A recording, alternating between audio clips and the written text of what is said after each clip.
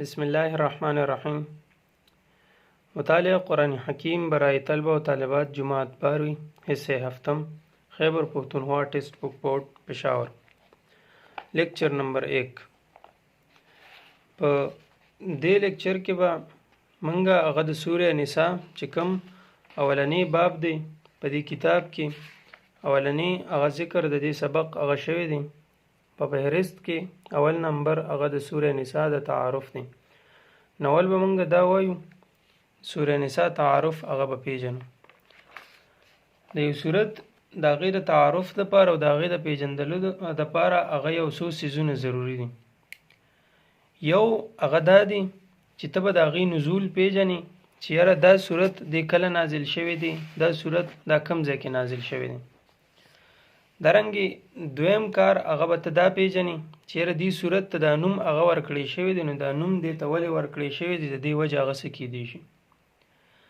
دارنګې دریم هغه دا پیژندل چې یاره اهمه مسله یعنی مرکزي مضمون په دې صورت کې هغه کم ذکر دی چې په هغې باندې ډېر زور هغه راوړلی شوی دی.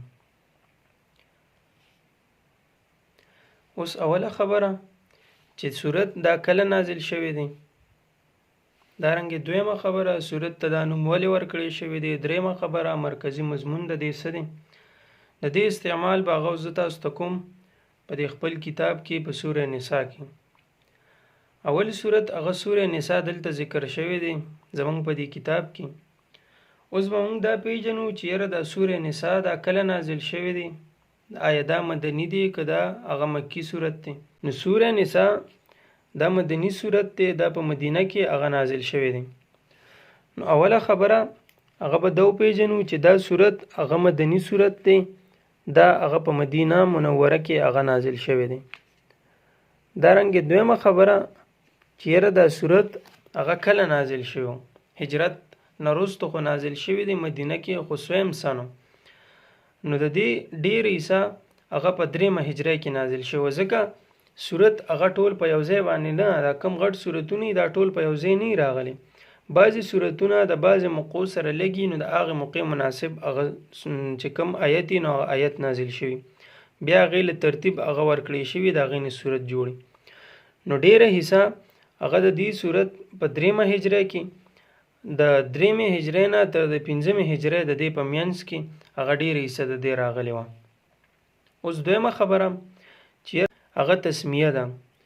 تسمیه د صورت هغه سوره نساء ده، دې ته اوس دا نوم ولې ورکړی شوی د دې وجه پیژندل هغه ضروري. نو د دې خو د نوم نه هم پته لګي. نساء دا ښځو ته وایي په عربی کې، امرأتون د دې جمع راځي نساء. نو د نوم نه یې پته لګي چې یاره نساء نوم یې دی، نو خو د ښځو ذکر وایي پکې. نو په دې صورت کې هغه د ښځو ذکر دی، په دې صورت کې د ښځو د حقوقو ذکر دی، په دې صورت کې د ښځو د میراث ذکر دی، په دې صورت کې د ښځو د چې کوم نکاح ده د څونه ښځو سره به نکاح کولی شي، نو دغه ټول هغه په دې صورت کې ذکر شوي دي. د دې د وجې نه دې ته هغه سوره نساء نوم ورکړی شوی دی. نو دا خبره به هغه ذهن کې کېدو چې دا نوم ورته ځکه ورکړی شوی دی چې په دې کې حقوق د ښځو هغه ذکر شوي دي، دا چې کوم عورت ته نو د عورت کې حقوق هغه په دې کې ذکر شوي دي. د دې د وجې نه دې ته هغه سوره نساء نوم ورکړی شوی دی. خواتین کې حقوق هغه په دې کې ذکر شوي دي، د دې د وجې نه دې ته سوره نساء هغه ورکړی شوی نوم دی. اوس خواتین کې حقوق نو په دې کې دننه بیا ډېر عرصه راځي، نو هغه عرصه پکې انسان د ځان نه ولیکي، خو دغه هغه صرف ذهن کې کېدي چې یاره حقوق دي. حقوق کې اوس میراث راغلی دی، حقوق کې د هغې د عزت پرده، د هغې د مال، د هغې د ارث، د هغې حفاظت هغه راغلی دی. دغه انسان بیا په ذهن کې هغه په اسانتیا سره راشي چې یو هنټ هغه ځان ته په ذهن کې کېږي، نو دا هنټ هغه ځان ته په ذهن کې کېږي. بله هغه دریمه او اهمه خبره چې هغه په صورت کې کومه مسله ذکر شوې ده، اهمه مسله د صورت څه ده؟ مرکزي مضمون. نو د دې صورت اهمه مسله څنګه چې د نوم نه معلومیږي، مرکزي مضمون هغه دا دی چې ښځو حقوق دي، ښځو ته د هغوی حقوق هغه میلو شي، خواتین کې حقوق دي. نو د دغه مرکزي مضمون او ډیر زور هغه په دې باندې راوړی دی، دغه ذکر پکې ډیر شوی.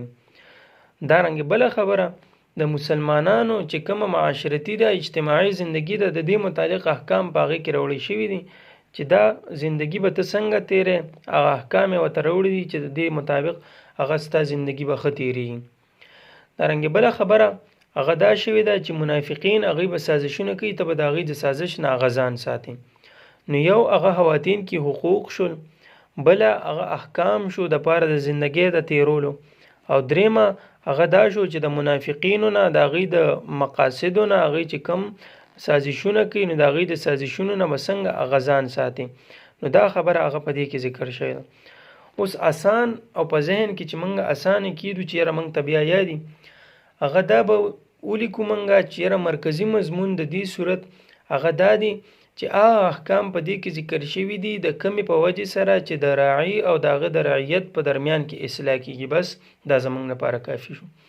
راعي حکمران دی، دارنګې د کور مشر دی، د هغه رعیت دی، د هغه په ښکته کې د هغه بچي دي، د عوام دي. نو دغه ټول د دې احکام ذکر شوي دي چې د دې مثلا دا هغه راعي شو او دا د هغه رعیت شو. نو د دې دواړو په منځ کې به هغه څنګه اصلاح راځي. اوس د دې دواړو په منځ کې چې اصلاح راځي د هغې لپاره احکام په دې صورت کې هغه ذکر دي.